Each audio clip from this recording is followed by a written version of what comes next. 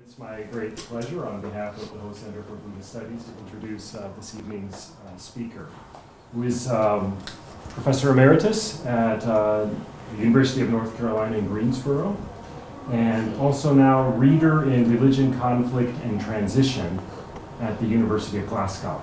I really like this, the UK title of Reader. I used to be a reader at school, so the lecturers, they lecture, the professors, they profess, but we read. We read, we read, yes. Solid in there. I wish it was true, but. When I was in grad school, there was hardly any scholarship on esoteric Buddhism in China. So if you look at, if you go back to, say, Kenneth Chun's History of Chinese Buddhism, to his credit, he has a few pages on Tantric Buddhism, but they're based entirely on a single article. And you look in the bibliography and there's just that one article. And you compare that to, say, Chan studies, and already back in 1964, he had scholarship to build on. And then after Kenneth Chun's time, there was a whole generation of scholars who flocked towards the seductive power of Chan Buddhism in China. But there were a few scholars who were different. A few who set out on an even stranger path, certainly a much lonelier path of studying esoteric Buddhism in China. And this meant reading the texts that no one else was reading. It meant grappling with issues like the very definition of what is esoteric Buddhism that no one else was grappling with.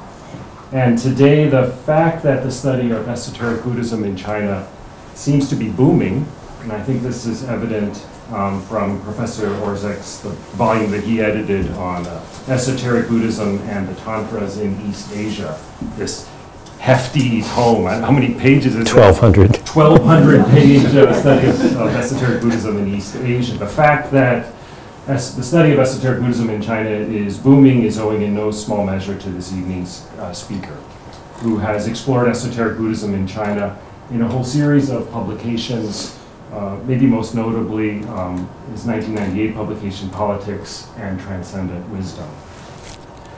This evening, Professor Orszag turns to a fraught but central question in the study of Chinese Buddhism, the place of visualization in Buddhist practice, and particularly in esoteric practice, in a talk that he has titled Liturgy, Icon, and Text in the Development of Esoteric Buddhism.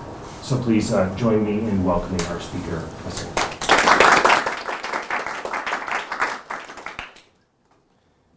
Thank you for that kind introduction, and thanks to Irene Lin and the Ho Center for Buddhist Studies for inviting me to give this lecture in the series of lectures on Chinese Buddhism. There is a handout, by the way, a rather massive handout, full of texts and bibliography on the last 2 pages. So you've got 2 pages of text, 2 pages of bibliography, and they're going around somewhere there. The texts, some of them are passages that I simply won't have time to read, and this was a way of sneaking in more information than is rightfully belonging in a lecture, that'll be about 45 minutes long.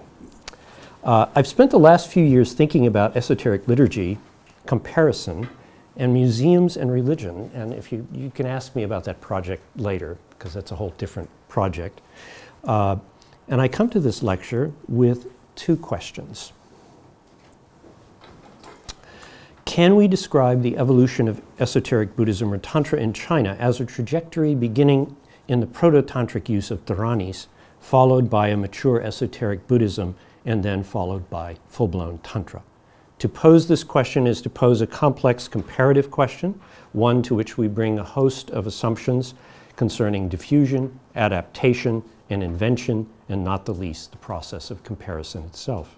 And 2, what do esoteric liturgies do? This is a basic question. What do these things do? These represent the cores of 2 chapters in a monograph that I'm currently working on. So it's pieces of a couple of chapters kind of put together. So on the first question, which will take the bulk of the time this evening, on the evolution of esoteric Buddhism, so I say something about the received tradition. In 1989, I published an article arguing that Owing to various traditional and modern biases, scholars had mischaracterized the role of Vajrayana in China. The overall point is, I think, still valid if some of the assumptions and details were too simplistic. At the heart of the essay was Taisho 1320, the Yujie Jiao Yankou Shishi Yi.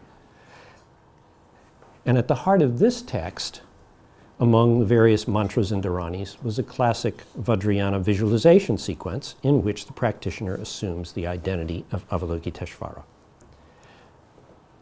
T1320 also seemed to be a validation of a widespread theory about the development of the Vajrayana, to wit, certain important concerns in earlier Buddhism, in this case the succor of dead ancestors who were stranded as preta, gave rise to a variety of rituals and manuals to explain and facilitate the alleviation of their suffering.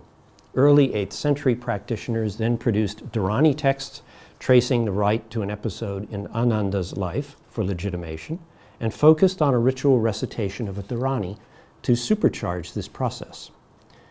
And these are attributed as translations of Shishkananda, Taisho 1314, 1316, and 1317, and there's a little bibliographical note in there which has all the text.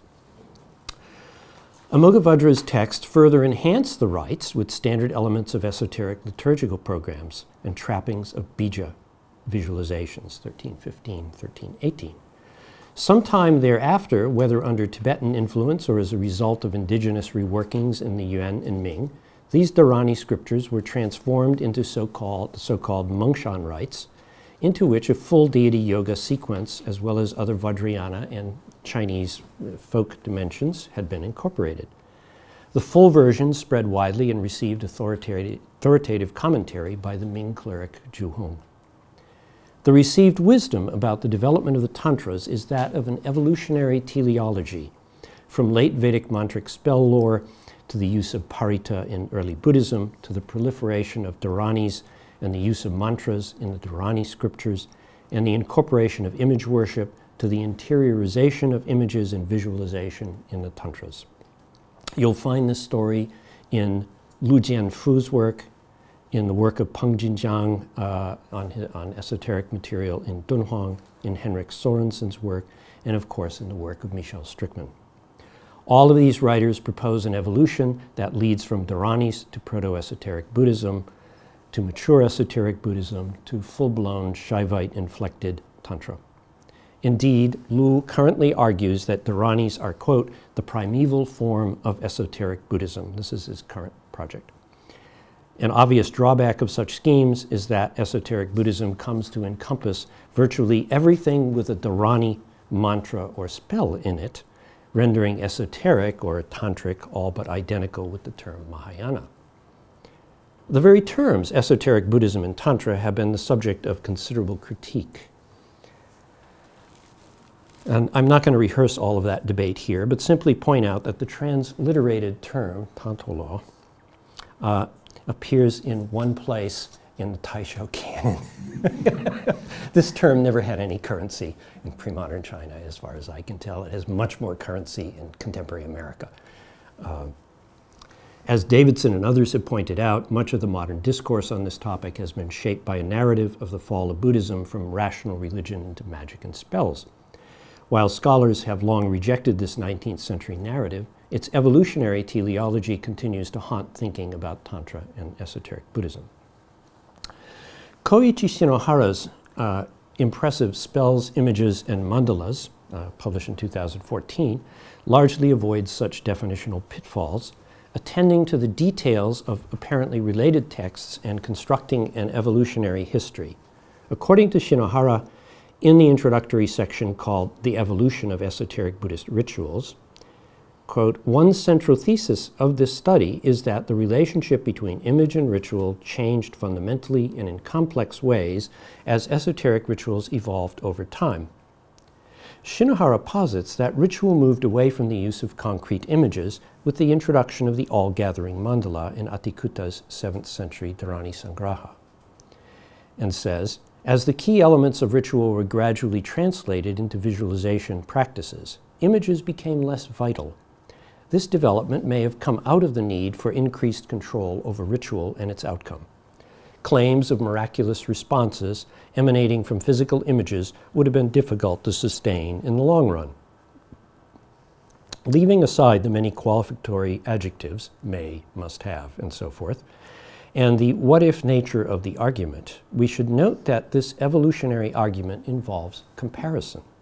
Comparison of Dharani scriptures with manuals describing image miracles, with manuals describing mandala rites, with Tang Dynasty descriptions of image miracles, with manuals, descriptions of visualization, etc.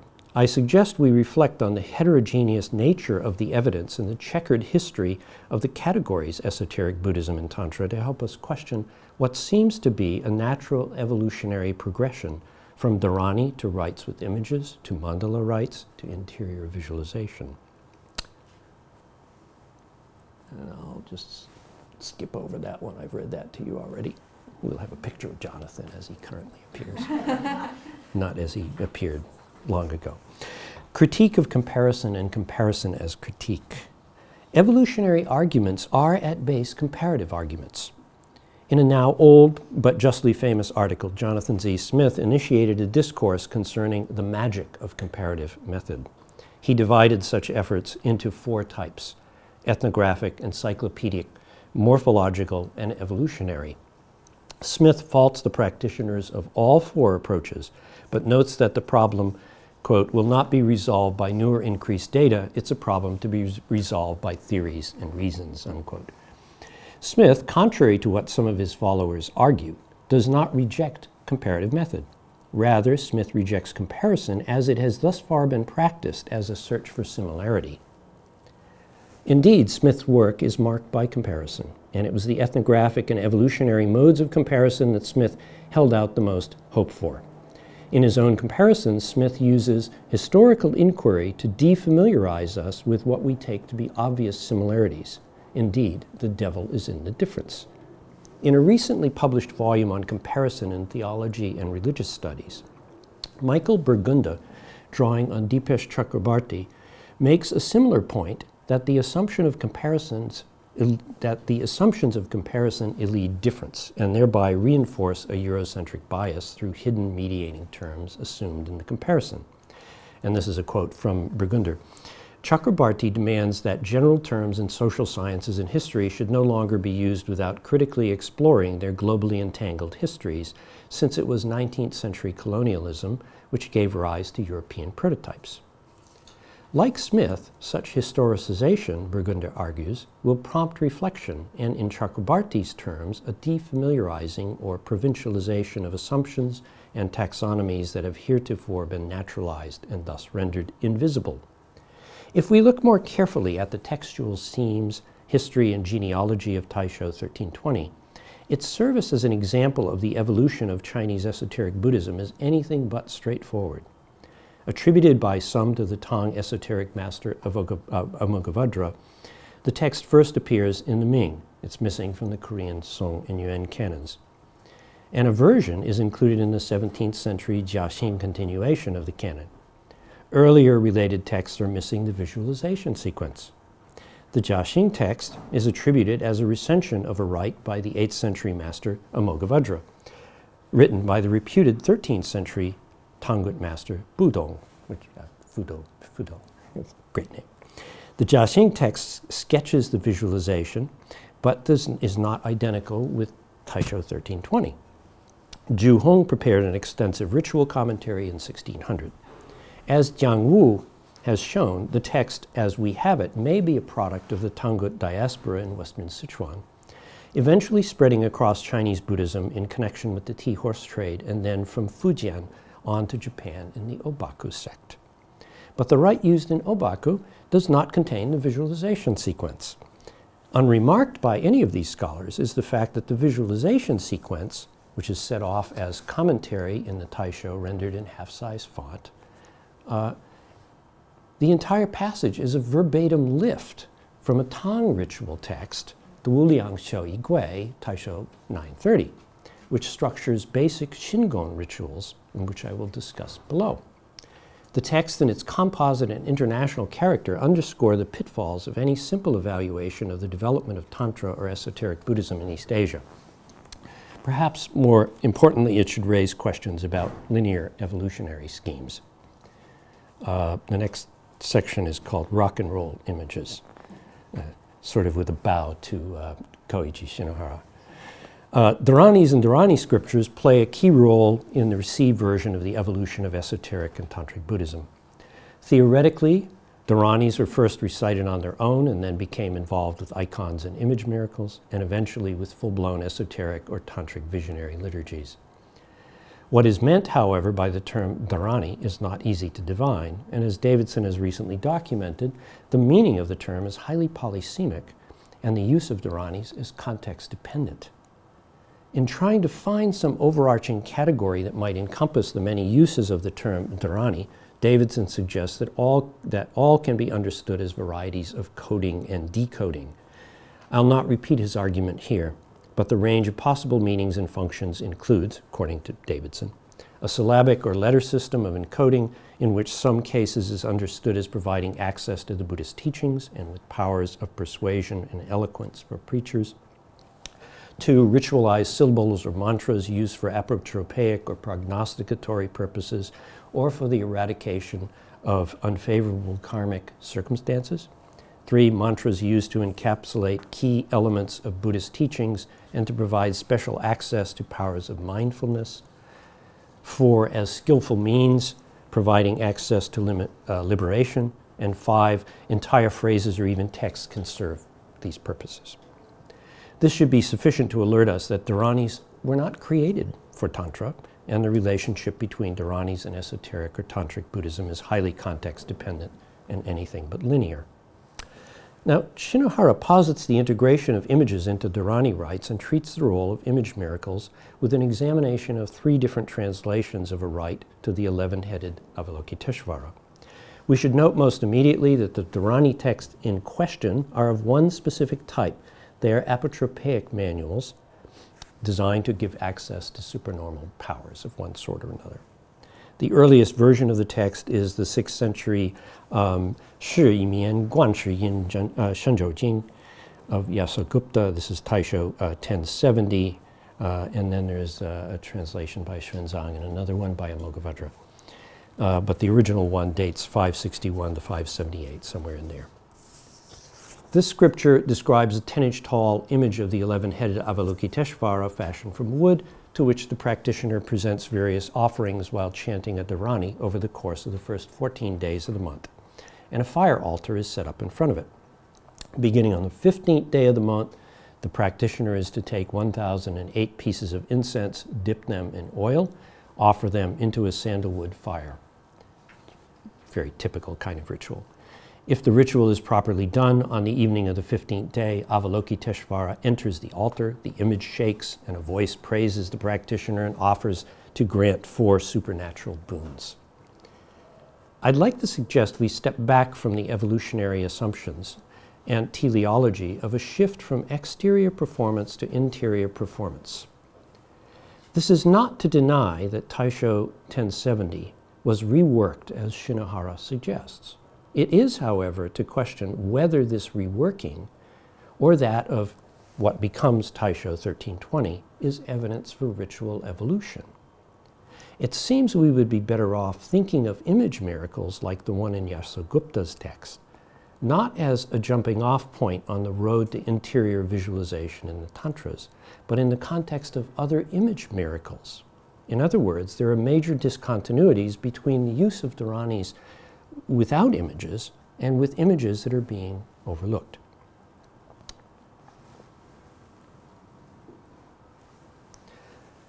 Some thoughts about the definition of esoteric Buddhism and how it plays into this, this debate. According to Jeffrey Hopkins and a number of other proponents of Vajrayana, including the great Gelug hierarch Tsongkhapa, so-called deity yoga is the sine qua non of Tantra. Visualization of oneself in the body of the divinity. Exactly the sort of thing we see in Taisho 1320. And that led me to use it as an example back in that 1989 article. What has been dubbed the tantric distinction assumes much of the evolutionary picture sketched out above. Studies of esoteric Buddhism in the Tantras privilege interior experience over exterior performance and tend to sever interior deity yoga from the full social continuum of ritual and liturgy. Typological hermeneutics, such as the often invoked fourfold classification of the Tantras, are based on a teleological progression from outer to inner performance. And such texts, such as the Mahavairochana Tantra, are structured around a polemical outer versus inner dichotomy. The easy fit between traditional hermeneutics and much of contemporary discourse on religious experience can divert our gaze from the social production of subjectivity or self. Such an approach replicates rather than analyzing sectarian pronouncements on the priority of interior states over the ritual and social dimensions of religious practice, and it reifies practice into a binary opposition of meditation and devotion. And I'll say more about this in the second part of the paper. Visualizing oneself as the Buddha is not unique to Tantra and is linked to techniques for seeing and contemplating the Buddha. A passage from the Diamond Sutra reads as follows, and this is an old Edward Kanza translation. The Lord asked, "What do you think, Subhuti? Can the Tathagata be seen by means of the 32 marks of the Superman?" Subhuti replied, "No, indeed, Lord. And why? Because those 32 marks of the Superman which were taught by the Tathagata are really no marks. They are therefore called the 32 marks of the Superman." And I'm going to skip through parts of this. The target of this criticism, and one can read it sarcastically, appears to be specific devotional or meditational practices. So I'm going to skip down. There's considerable evidence that attention to the major and minor marks is linked to devotional and meditational practices. And I'm sure, the Buddhist studies people in the audience have run into this before.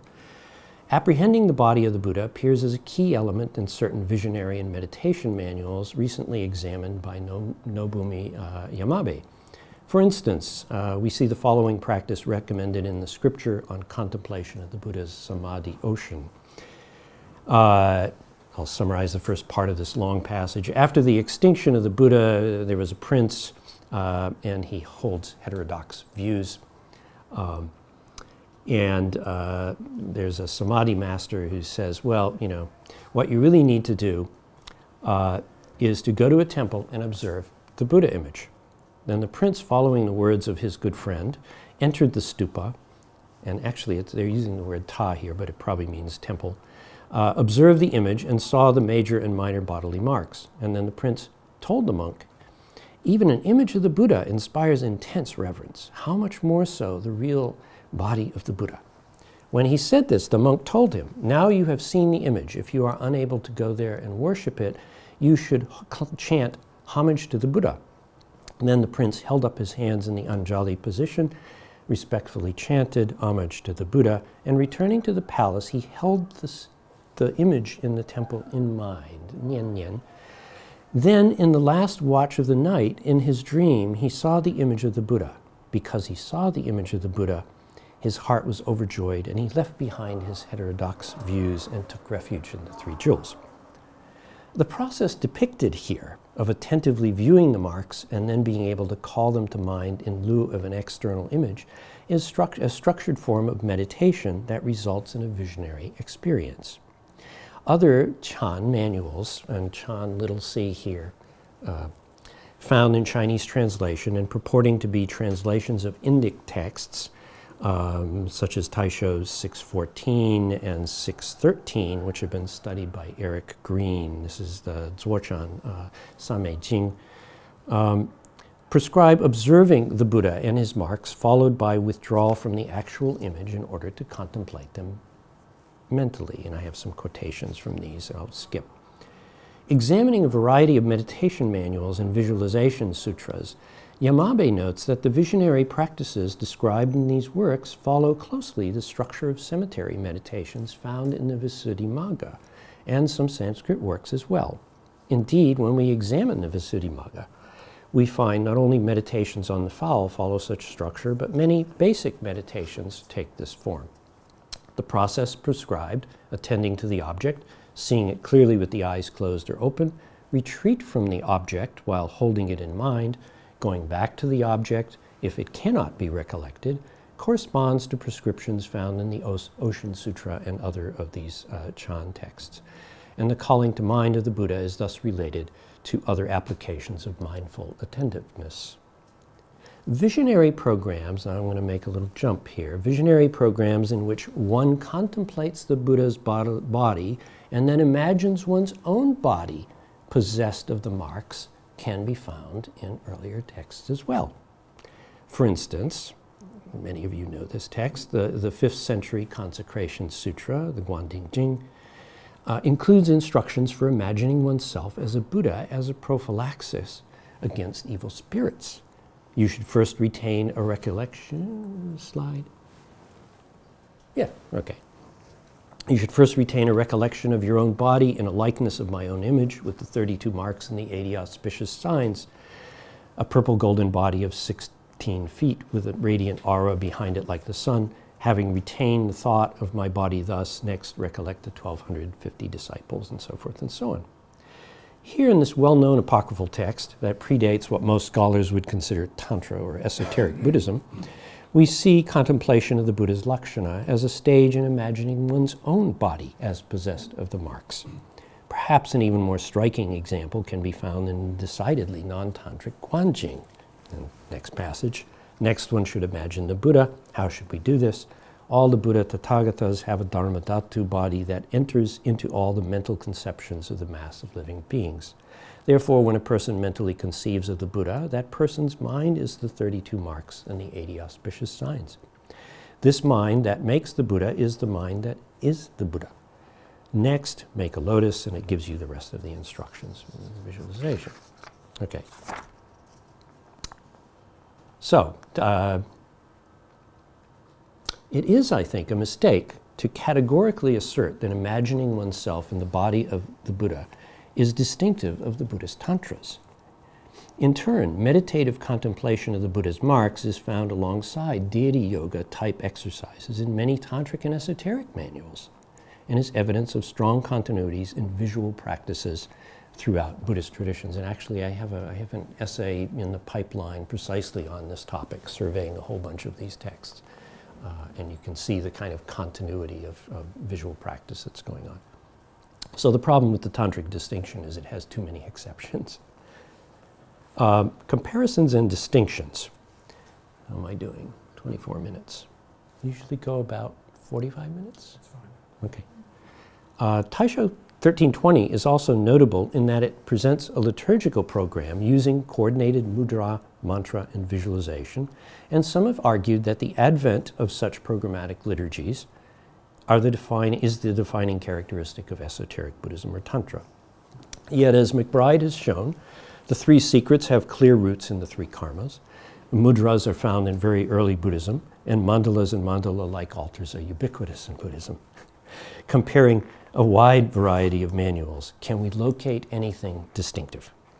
It appears that the earliest texts to coordinate dharanis and mantras with detailed descriptions of mudras may be the Moli Mandala Jojing, Taisho 1007, said to have been translated during the Liang dynasty by an unknown author. So this is a 6th century text, though it shows signs of having been pieced together and rearranged in various ways. So, you know, when does this thing actually come from?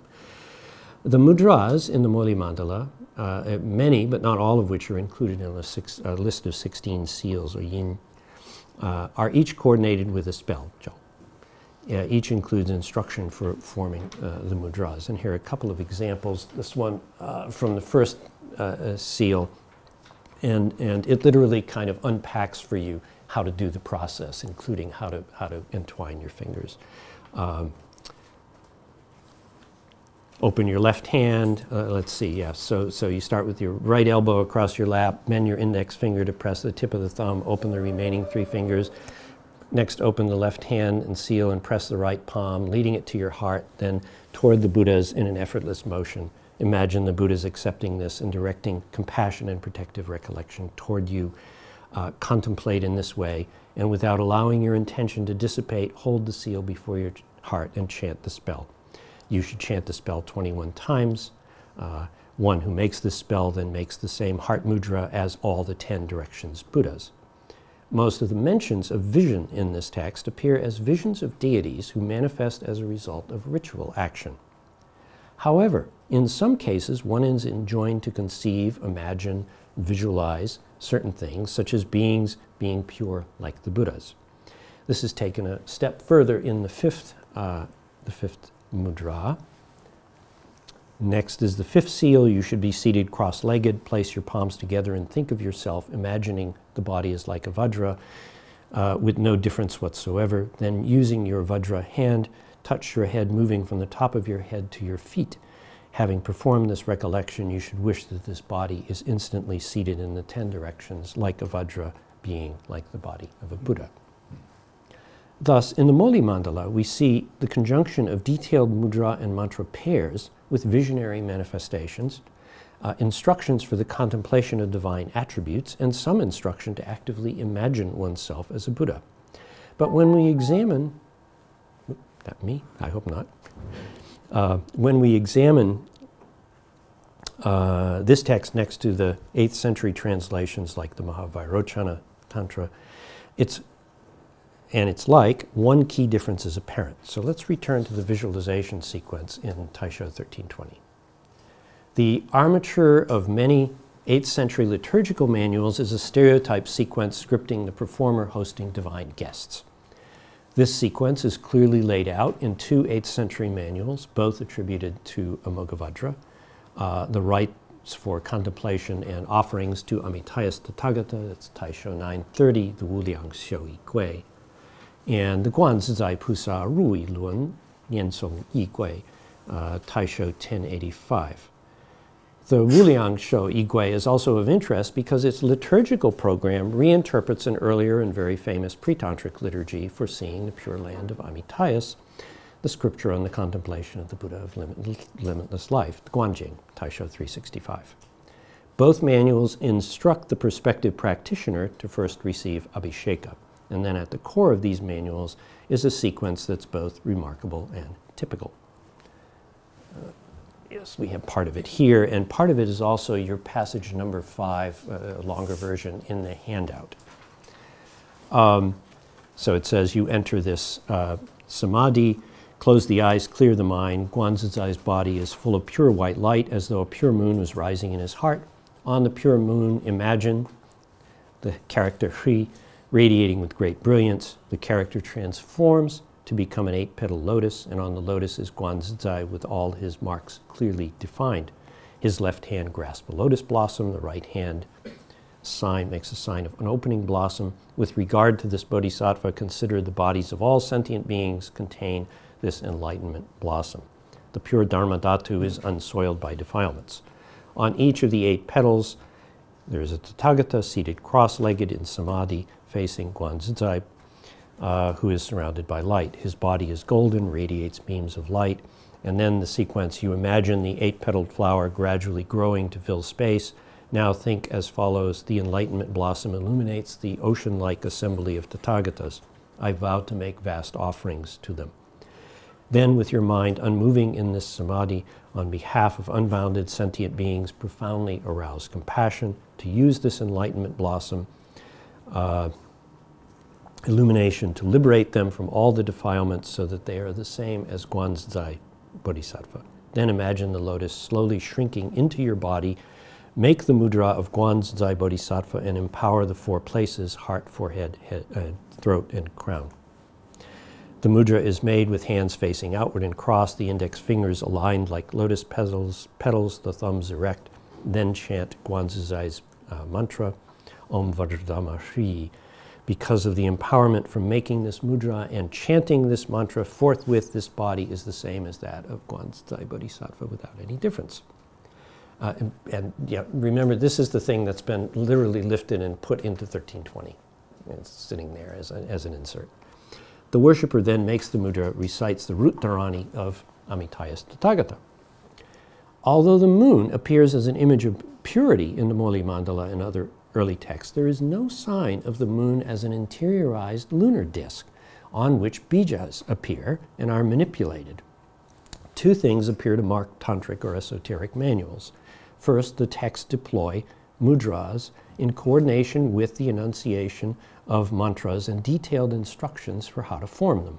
Second, although tantric manuals are not unique in containing instructions concerning contemplation, visions, and so on, many tantric texts enjoin the practitioner to see lunar discs and seed syllables either in the bodies of deities or in one's own body, or both. Perhaps as early as 600 CE, we begin to see manuals that spend considerable time instructing practitioners how to make and deploy mudras in the liturgical process. But it's only with Bodhi Ruchi's 707 CE translation of the voluminous scripture of the mantra of Mogappadsha's miraculous transformations, this is this massive Taisho 1092, that we see the appearance of the seed syllable. And there are some sections, for instance, in the visualization of Agni, which appear here. The worshipper is instructed to sit like my image in a cross-legged posture. In the heart there is a lunar disc on which the character Sa splendidly manifests with hundreds of white rays. Make the recitation mudra with the left hand raised before the heart, 5 fingers stretching out like an opening lotus. Where the liturgies differ is not in the deployment of most visual techniques, the building of altars, the identification of one's body with that of a Buddha, or even of mantras, but in the systematic use of mudra and the deployment of seed syllables. In the Tantric body, Gavin Flood argues that one of the keys to understanding the Hindu tantras is the imposition of the text on the body of the practitioner, what he calls intextualization.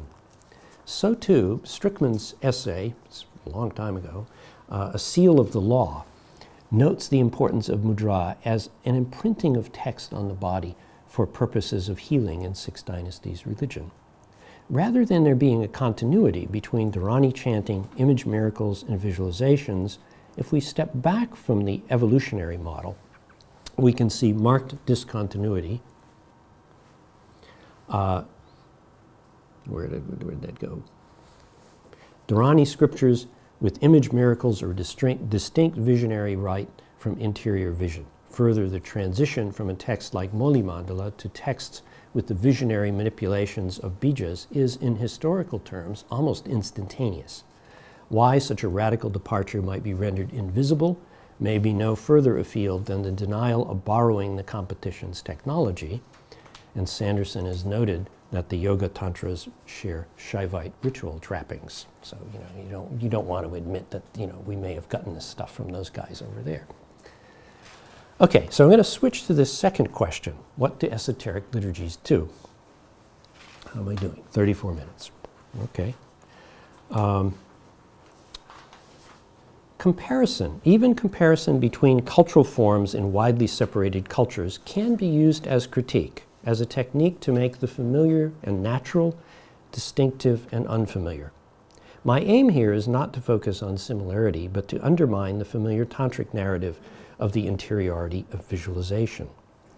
Early in Amoghavajra's 8th century epitome of the Sarva Tathagata Tattva Sangraha, this is Taisho 865, Sarvata Siddha, our main character, Siddhartha by another name, is seated in deep trance. Yeah, okay. At that time, all the Tathagatas assembled in a cloud surrounding Sarvata Siddha's Mahasattva's Bodhimanda and manifested their Sambhogakayas and said, "Good son, how do you expect to use ascetic practices to achieve unsurpassed Bodhi, while lacking the knowledge of the true reality of all the Tathagatas?" At that time, Sarvata Siddha Mahasattva, having been aroused by the Tathagatas, forthwith exited the Asvanika Samadhi, did obeisance to the Tathagatas, and asked, "World-honored Tathagatas, instruct me.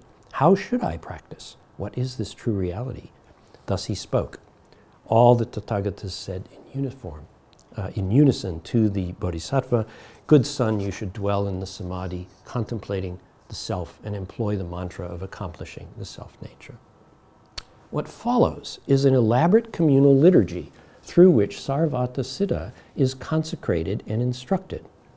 The story of Sarvata Siddha's conversion from solitary asceticism to communal initiation in Abhisheka seems intended to make an important point about practice. Sarvata Siddha thinks he's alone, an almost Jamesian subject seeking an individual interior enlightened subjectivity. He's aroused from trance by the chanting of the assembled Tathagatas and reoriented to a path of liturgical practice in a social space. Each candidate for initiation reenacts the story of Mahavairochana's enlightenment. Enlightenment in this model is inextricably social. It is a liturgical practice during which the ritual subject is socially constructed. Although some manuals recommend seclusion and solitary execution of some rites, it's clear that many, especially the more expansive and complex texts appearing in the late 7th and early 8th centuries, prescribe a set pattern of ritual meant to be performed in congregation. We should not lose sight of the fact that virtually all are structured according to socially conceived liturgies involving guests and hosts. And even rites stipulating secluded performance assume the presence of a congregation of Vajra beings, Buddhas, and other deities. And you're always in a social space here. Slide 16, what was that? So I'm going to emphasize three things as I kind of go toward the back end of this talk. Chinese esoteric liturgy should be approached as wholes to avoid severing vision from its matrix of confession, ordination, the consecration of images, and from other non-esoteric uses of vision. The liturgies represent the social construction of subjects, and visualization may be understood as a virtual extension of liturgical practice rather than as a superimposition on it. Liturgy and analogical imagination. What do we see when we look at esoteric or tantric texts in the Sinaitic canon? What we see is that many, if not all, are manuals for the performance of liturgy. This should come as no surprise, as Chinese Buddhism is markedly liturgical. What, however, of the use of the term liturgy to describe Buddhist practice? And you all probably know about the background of this term, and I'm just not going to read this section, but essentially I'm using liturgy here not as a kind of simple-minded, liturgy, this Christian, originally Greek, then Christian category, we're simply going to impose it on Chinese material, but rather in a way inspired by the theologian David Tracy. I regard the term liturgy in light of what he calls the analogical imagination, a heuristic and pluralistic strategy where one attempts, quote, an articulation of real differences as genuinely different, but also similar to what we already know, unquote. As such, we recognize profound similarities, but those similarities are at best analogies, that is, similarities in difference. So let's say something about liturgical subjects. Although there's been various treatments of tantric liturgy, Stephen Byers' The Cult of Tara, Yael Bentor's book on consecration of images and stupas, Flood's Tantric Body, and even to some extent his book, The Ascetic Self. Much interesting analysis of liturgy as a work of shaping the subject's been carried out by scholars of Christianity.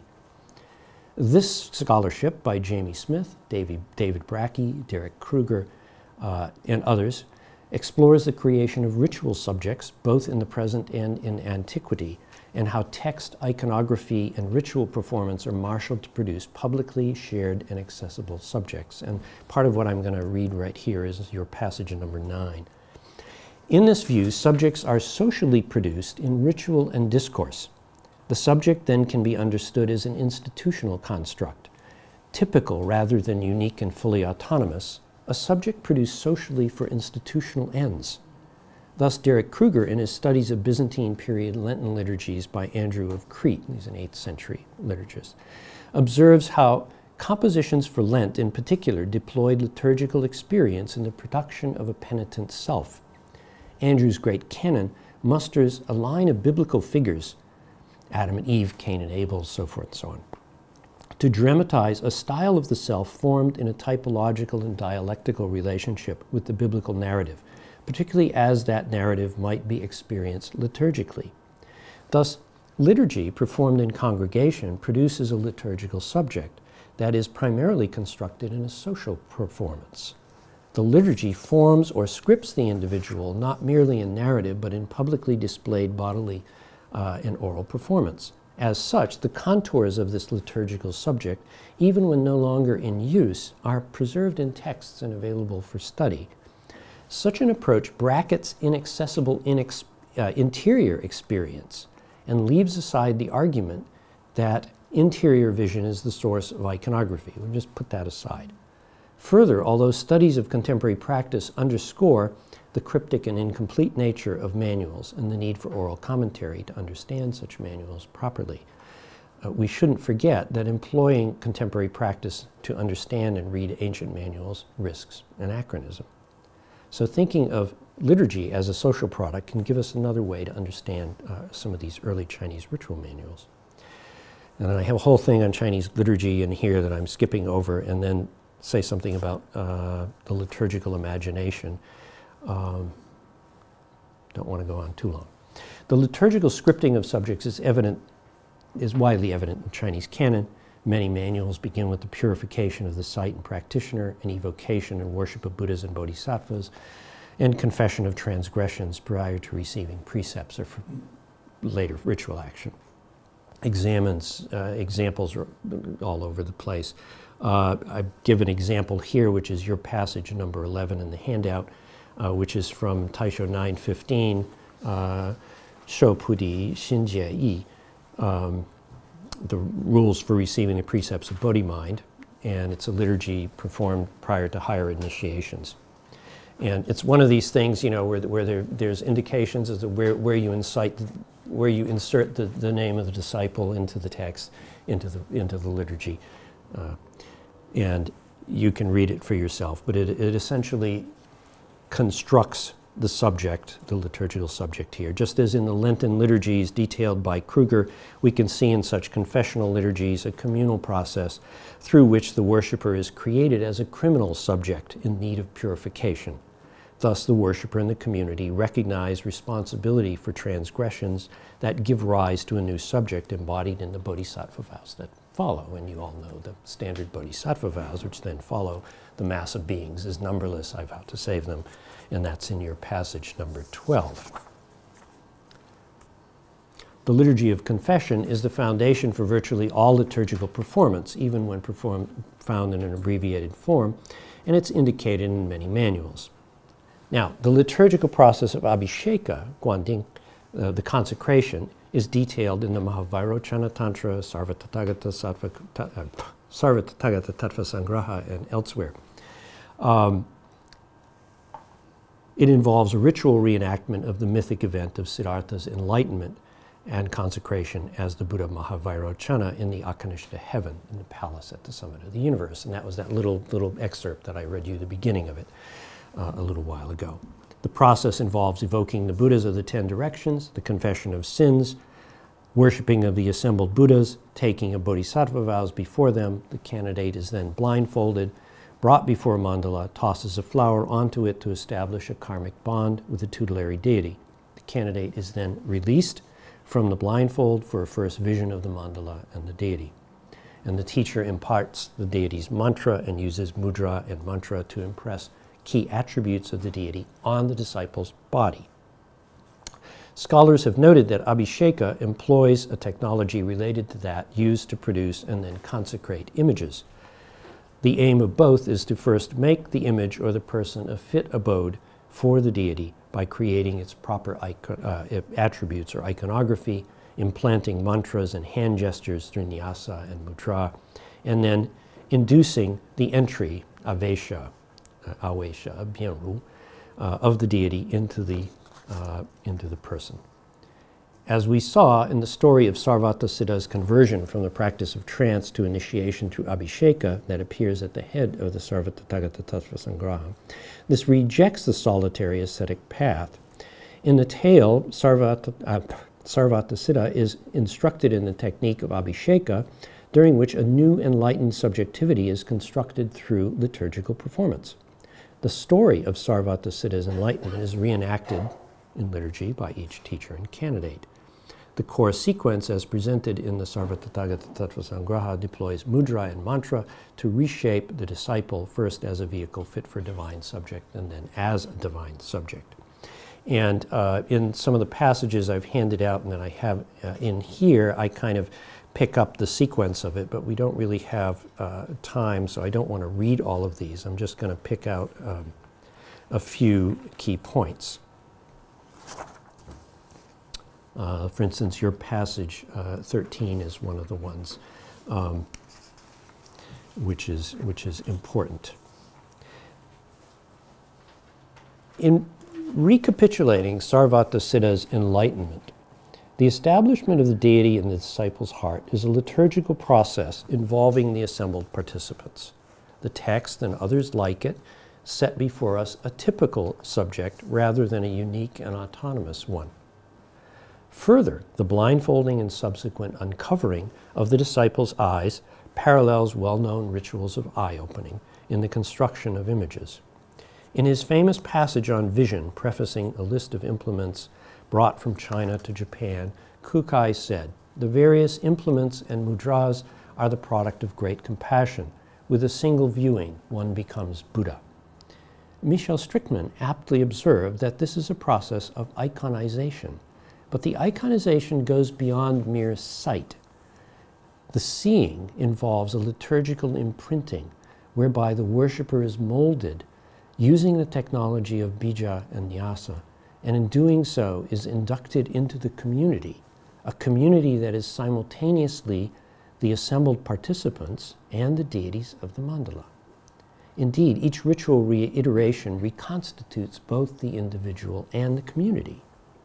The mudra is simultaneously symbolic of samaya, bonds, or as sealing, vows, which imprint and shape the practitioner. It's like, I think of it as this kind of ritual tattooing that's going on the disciple's body. Thus, early manuals preserved in Chinese are indicative of an extension of widespread Buddhist liturgical and visionary practices. If the liturgies of ordination and of taking bodhisattva precepts transformed lay subjects into monks and nuns and bodhisattvas, the abhisheka and samaya might be likened to a liturgical machine for producing divine subjects. These subjects are, in a sense, a virtual extension of the liturgical process. As liturgical subjects, they are communal and typical, rather than unique and purely internal product of meditative experience. In sum, esoteric texts appearing from the 8th century onward contain highly detailed visualization sequences as part of an overall liturgical program shaping the subjectivity of the worshipper. They are related to meditations in which the worshipper holds in mind the image of the Buddha's body. Earlier texts containing image miracles involve the spontaneous appearance of visions and are related to a meditative tradition that uses visions as indices of meditative progress. Such texts are not about visualization, but rather are about pious ritual practice and its fruits. The comparison with Christian liturgy underscores a key difference. While the Lenten liturgiants in Syriac Christianity gave voice to the sentiments of biblical figures, the participants in an abhisheka embody the divinity for a community and perhaps have more in common with Christian Pentecostalism. Thank you.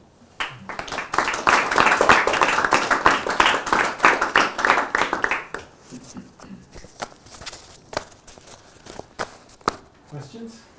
Questions, comments? Now I'll change my glasses so I can actually see who I'm talking to.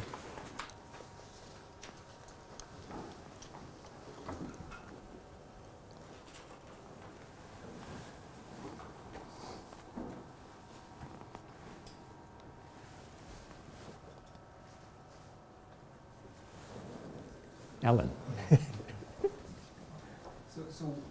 Thank you so much for this talk. This is really interesting, and I found numerous things that would just enlighten me a lot. One thing about and I like the argument to say bija among so many tantric characteristics, bija would be important and seminal in a certain way, but from Mahayana to esoteric Buddhism, we have the main, some of the main aspects are one of the most important aspects are how would you for example, the non-duality in typical Mahayana philosophy to the fact that you're actually doing something, constructing things out of nothing. And in terms of theory, there's some internal contradiction there. And so if you, for example, the typical Mahayana scene we have in Vimalakirti is the silence. And how would you go from the silence, then you actually generate deities and identify yourself with them. So I think that bija is kind of a missing link. How would you generate things? You generate things from the smallest particle, and from there. But it seems to me there's some kind of some of the theoretical links are missing. So do you have any ideas how would they justify the use of bija as a generative tools in terms of visualization? Boy, that's a big one.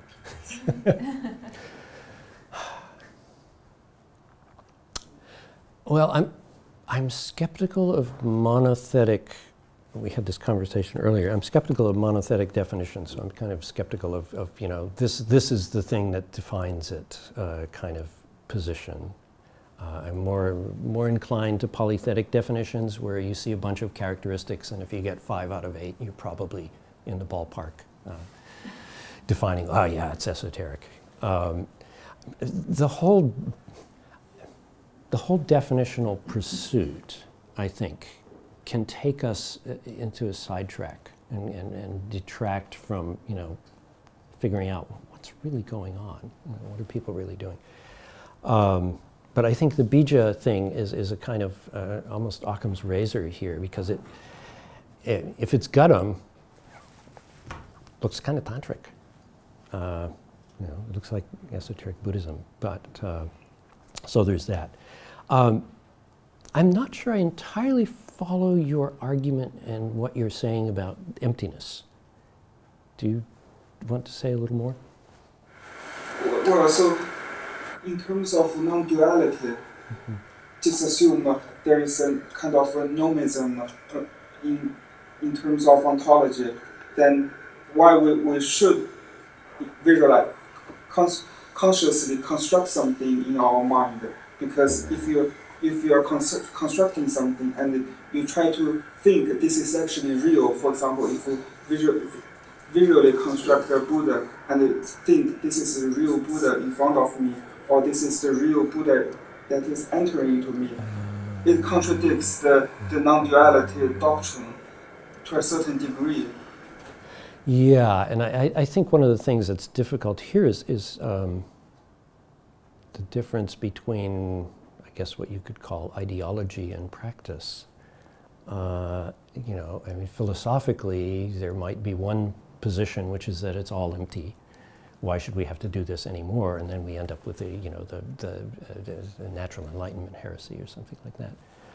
On the other hand, realizing that it's all empty might require a great deal of behavior as though it's not empty. I'm not sure if that answers your question, but you know, I think there's a big difference between the ideology, which says it's empty, and the realization of that emptiness and how one gets there. Yeah. Carl, did you have a question? My question was one that I have about performance models of religion, which is example of something that is how enduring is the liturgical self? Is it like a character in a drama that comes on stage and then goes off stage? And then goes off stage. Yeah, yeah, and I think that's okay. I guess two things. One is I would agree with that position. It's kind of a basic performative model that you're being scripted and you experience those emotions. But I think the interesting thing about the stuff that somebody like Kruger's been doing is that you experience them in congregation. And then when you're out of that ritual situation, it might have a lingering effect on you, that experience. But you don't necessarily remain Cain, and then walk around behaving as Cain. And I think this is also something that the Vajrayana traditions have made quite clear, that once you're out of the ritual situation, you've dissolved everything back down to emptiness. And, you are no longer that particular deity, so to speak. And do you think the practitioners of that would agree with you? I don't know if I can answer that. Does anybody have an answer to that? No? Well, I mean, certainly the case, and I don't know this material well, but some branches of Tibetan Vajrayana, I believe, developed entire sort of medical, psychological interventions for people who managed to get stuck and can't come out. So that would tend to lend, to imply that no, you're not supposed to stay there. At least not in the same way, maybe in terms of one's wisdom. It's supposed to rub off. But.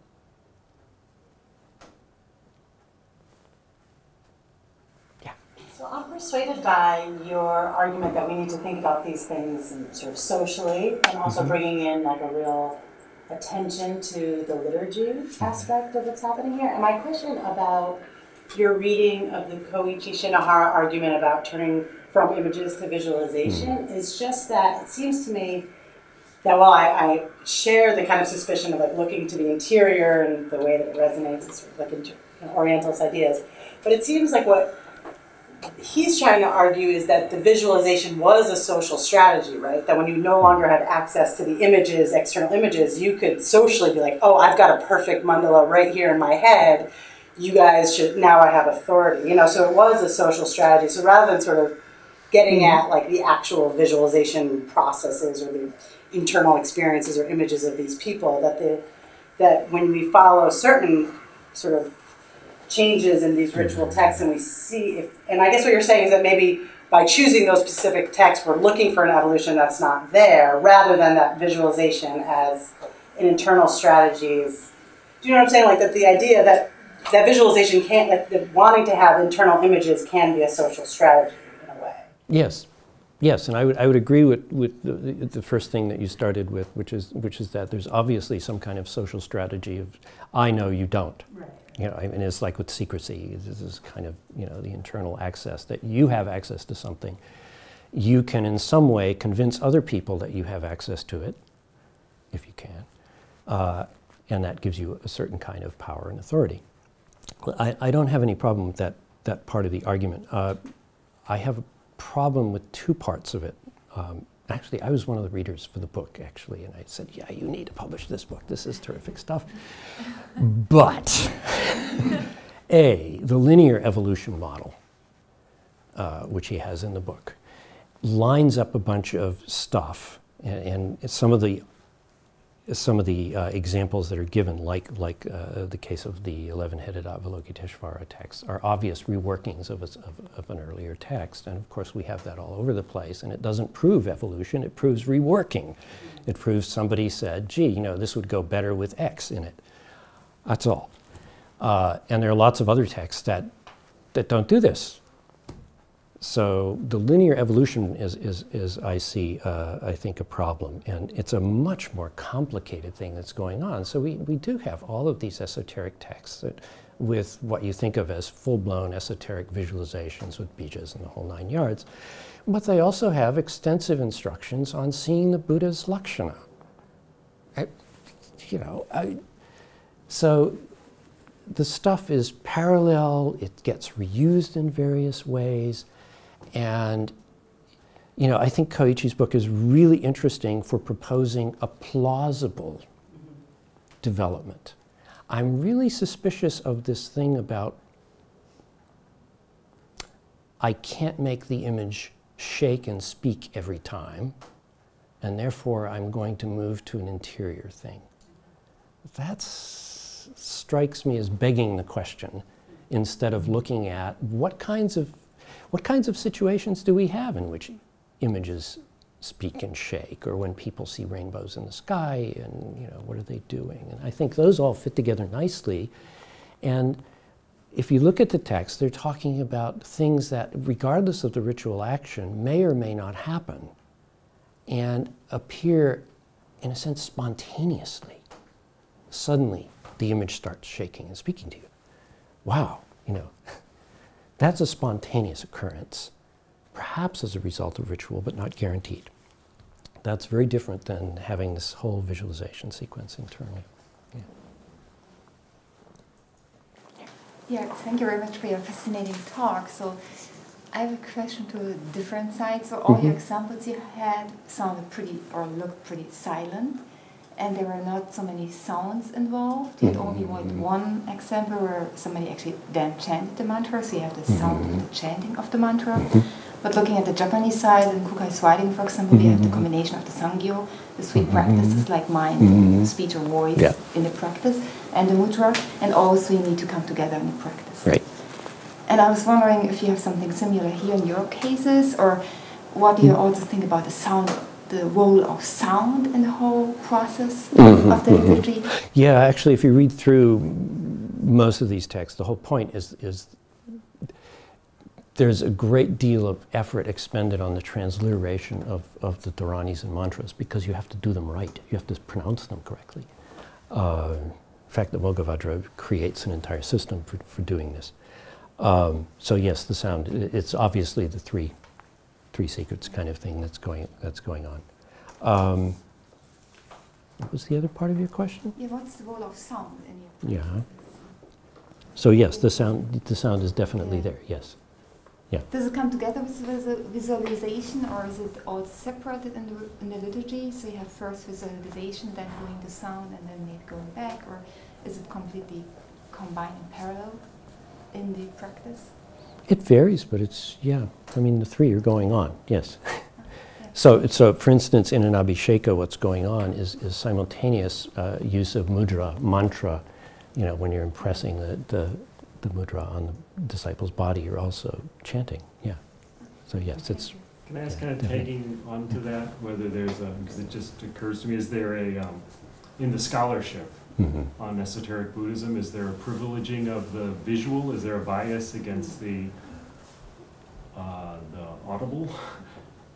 Or not? Or is, because it seems there's so much on visualization. That's an interesting question. Yeah, it came just about to my mind, because all scholarship focus on the images and on visualization. And also your examples you picked were all visualization, and there was rarely any sound or chanting or how you pronounce the mantras. However, when you really practice it, there's so much focus on how you pronounce correctly, how also on the Japanese side, usually there are different melodies attached to the different dharani, where you go up and down, and you really need to practice the melody and then combine it with visualization practice. So that also takes a lot of time in the practice. However, all scholarship completely ignores that side. Yes, and that's one of my complaints. So even take something like these ghost rituals.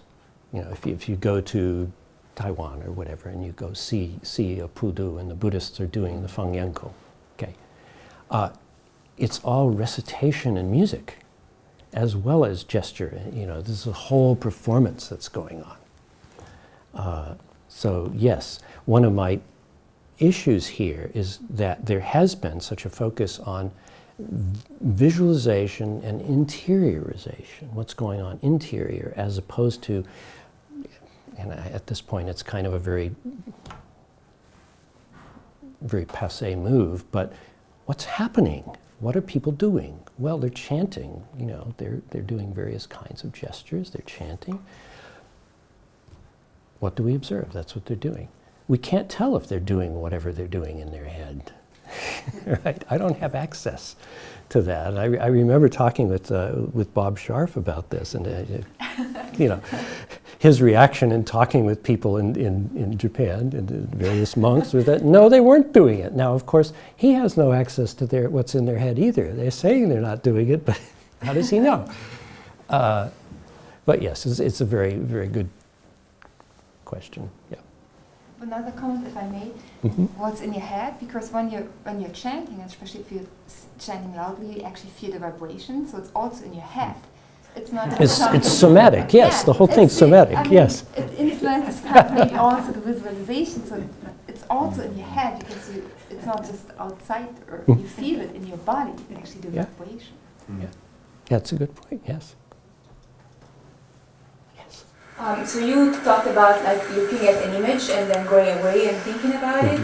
But what about those rituals that prescribe creating an image, like drawing the image of a deity, or like creating an altar, like doing some physical materiality?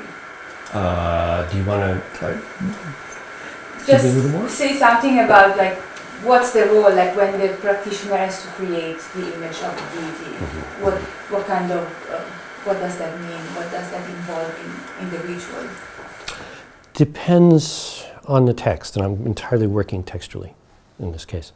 Some of them, for instance, describe. Oh, there's one wonderful text that you go to a shmashana, a cremation ground, and you create this pata, which has various kinds of images on it. You paint it with various kinds of things, including blood and crushed bones, and really nasty stuff.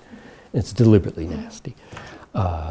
And the text gives you very specific instructions about how you are to do this, and so forth and so on. What you are to say while you're doing it. So some of these texts are very specific about the creation of images. Some of them tell you, surprisingly not highly detailed, for instance, Yasagupta text is not terribly detailed about, it says, well, yeah, it's supposed to be this high, it's supposed to, it's got 11 heads, but it doesn't tell you a whole lot else about it. It doesn't tell you much about the colors and so forth and so on. I guess it's assumed you know that already. So there's a wide variety of things going on. Yeah. So on the same line of thought, it seems like the role of objects is very important, and there is an evolution in your talk, it seems, where the external serves as the impetus for visualization. So you look at an image and then you go away, you visualize the image, and then you become that image of the Buddha that you've been looking at. And then later on, it's the Sangha who is, so that's one way of turning yourself into an object. And then later, the Sangha is using liturgy to turn the subject into an object in a sense. Way. So, maybe Shinohara's argument about, it's hard to make a picture shake. It's maybe we can be skeptical of it, but is there something there? And is it easier to turn yourself into an object with the mind or with a community than it is to paint something or to exhaust all the resources that it takes to produce, a physical object that's outside of yourself? I don't know. I keep coming back to this problem of not wanting to link the two, and to say, okay, we've got two different technologies here, and people use both of them in various ways, but to make one the prerequisite for the other bothers me, because we can't show that causality. We can't, I don't know of any texts that say, well, I can't make the image shake and therefore I'm going to do it in my head. That seems totally disingenuous and means that we have to assume that people are somehow charlatans and don't believe what they're doing. Or if they are charlatans, it's not that hard to have. Yes, I mean there are some really good folks who can manage to make this sort of thing happen, but yeah, that's not usually how I'm interpreting these. I have a broader question, sort of taking off of what Alex was saying. I was thinking about this linear evolution of moving from exterior to interior, and this narrative that people often rely on when talking about Vedic sacrifice and the movement of sacrifice in the Vedas, the Upanishads, where it becomes internalized, same thing as Buddhism. So I was wondering, what is it about not just Buddhist studies, but religious studies scholars in general that constantly want to look at these linear evolutions of the external to the internal. Is this some sort of leftover remnant from social Darwinism, where these models of religion assumed that, you know, primitive religion all involved the external, and then suddenly we move to, you know, these internal understandings of what religion is. This is where, you know, true high religion is. Yeah, we're mental and sophisticated, and they're just totally physical and stupid. You know, it's like who was it came up with the idea of Urdumheit, you know, the primordial stupidity of savages. There is several things come together here, actually, I think. One is a whole series of earlier biases having to do with the West and everyone else. In the case of you know, the esoteric Buddhist material, there is a built-in teleology there. And you know, it does privilege the interior over the external. And so, for instance, there's the section in the Mahavairochana talking about Homa rites. And the Buddha takes credit for having taught the Vedas and the Homa rites. But these are the internal. This is the right way to do it, as opposed to those other people who are doing it the wrong way. So these kind of dovetail. So our attitudes and the attitudes that are in the text already are kind of dovetailing to produce this fascination with the interior that sometimes, not always, sometimes it just kind of elides the exterior as having any value. And that's sort of what I'm pushing back against. You know, let's take a look at this exterior stuff. Let's take a look at this social stuff, rather than being, you know, totally captivated by William James and inner experience kind of arguments. That's where I'm coming from there. Yeah. Josh, you had? Well, I guess I'm going to be the internalist. That's okay. I'm not saying it doesn't exist. Well, I'm really interested in this idea of, you know, social communal construction of a subject through liturgy, but it seems to me that there is certainly rhetoric and there are traditions of the solitary performance of these liturgies. And so I'm just kind of thinking through, I mean, can we talk about the social and communal construction of a subject when the society and community are entirely mentally constructed? Or I guess something else I'm thinking about is maybe rather than thinking of these as social communal constructions, thinking of them as performative constructions, and I'm thinking particularly of Roy Rappaport's idea that liturgies encode both messages that you send to other people, performances, but also what he calls self-referential messages. So that in performing a liturgy, even in solitude, you are telling yourself something. And you know, I'm thinking not only these, but I mean, in larger Mahayana traditions, like, you know, there are rites for taking the bodhisattva vows by yourself, where you visualize the Buddhas and bodhisattvas, or the Pratyabhana Samadhi, some of those practices. They seem to be. And I'm just wondering how you sort of reconcile. Certainly, there's a social communal aspect, but there are specific instructions for go to this place, seal the boundary. Make sure there's no way around. Although it's often just you and your 4 helpers. Yeah, get those kind of things. Wait a minute, who are they? Yeah. No, all I'm doing is pushing on this idea that I think it's often the case, and I'll just speak for myself, you know, having been educated mid-20th century, I tended to look at divine beings as fabrications and not real, and it seemed to be a kind of modernist prejudice. But, well, if they say there are Vajra beings there, who am I to say that there are not other beings in the room? And then if you're talking to yourself, communicating with yourself, I mean, then I start thinking of, oh, there are multitudes inside of me, you know, as Whitman would say, that there's a conversation going on. So, in fact, I almost wonder whether it is possible to conceive of anything humanly that is not social, since we are always embedded in a social situation from birth. So that's all I'm doing. I'm not denying, you would go off in solitude and do these, but I just worry that people think of the Buddhas and Bodhisattvas as not real in some sense, because there's not an actual congregation standing there. And I want to say, wait. No, as far as somebody who's really within the tradition, there is a congregation there, and it's a really important congregation that's standing there. Otherwise, you wouldn't be confessing your sins in front of them. Right, yeah. So that's all I'm doing. I have a number of questions. And one of them relates to your answer to Alan's question, which was the first one. Because it seemed to me you were backtracking from the point you made that the Bija technology was what really distinguishes late esoteric Mahayana developments from what is truly Tantra. And then you said you weren't interested in definitions and you preferred the non-monothetic approach and so on. So it seemed to me that you were kind of seeding the ground that you tried to claim, which I thought interesting, right? And I mean, I don't know whether I buy it, but at least it's something we can talk about. So that's one question. The second question is the India-China question.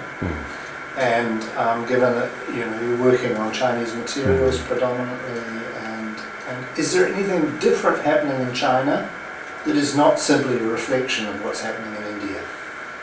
And I mean, what are your thoughts about that? And one could ask the same question about Tibet, for that matter. Are we seeing just the same thing, the same story in all its complexity, non-evolutionary possibly being played out in China that we see in India, or is there something else going on?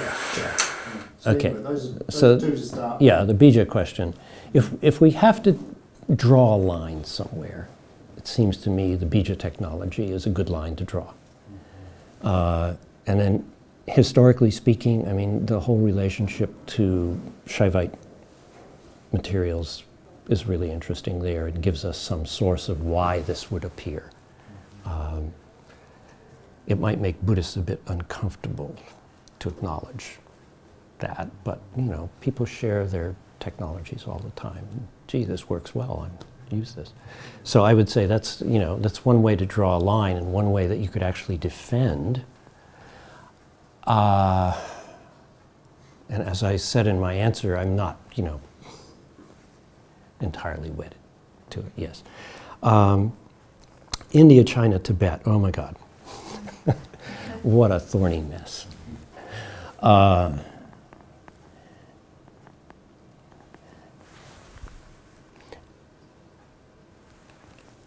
I remember, this was back when Michel Strickman was first putting out all of his stuff, and I remember listening to a paper at the AAR and how he really hammered away at this. Look, if you want to know about early Tantra or esoteric Buddhism, most of this stuff is preserved in Chinese and has disappeared from India.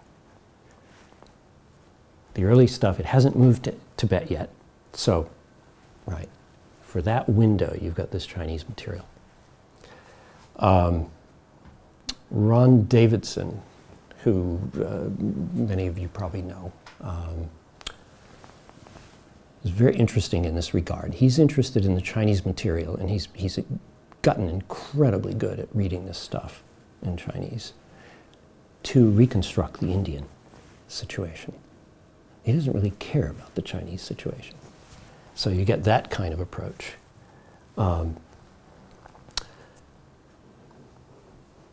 Paul Kopp, who I guess gave a talk here not long ago, one of the criticisms of his book in some of the reviews has been precisely this, that exactly what is he saying about the Indian situation? What kind of argument is he making? And I'm trying to remember what's his name. Radich's review, which is a very hard-hitting review of that book. Raise a similar kind of question. I don't have the ability to move back and forth fluidly between these, and I think it's still going to be, you know, a generation of scholars before some of this starts to get picked apart, historically speaking. Yeah, so that's I guess how I would answer it, is damned if I know. Some of the stuff, every now and then somebody says, this stuff which we thought was totally a Chinese development in this text, sorry, but no, it isn't. Happens to be an Indian material too, so it's very difficult to say. I know that I think Ube still has a question, but just a footnote, very brief. I can allow you a footnote because I can smell the food coming from. Okay. Picking up what Michaela and you said about the audible part, when you asked if there was a bias. I think no, but if you look, usually it's possible in language to describe what you see. But it's much more difficult to describe what you hear. I think the Indians were obsessed with sound and all these things, but they had no system of notation. So, very similar to what I see in medieval Christian liturgy, we don't know very much about how they sang things, how they recited, because they had no proper notation systems, only when they developed them. And I think in China, did you have any way of representing music? There are notation systems for the liturgies, but I don't know how recent, how far back they go. Has anybody been tracking on this? I know there's been a good deal of. I don't know. Chinese is later than the Japanese side. I mean, the sources we have. The Japanese we have since 10th century and early 15th century. But I'm not sure about China. There's supposed to be some new manuscripts, but I haven't seen them. Oh. Okay. There are some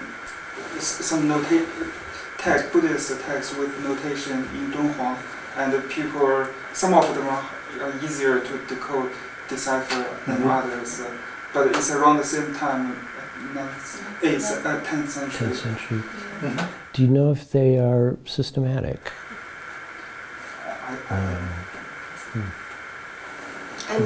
Do we understand them? That's the main question. I remember these Tibetan systems, these lines going up and down. I don't know how well we understand them.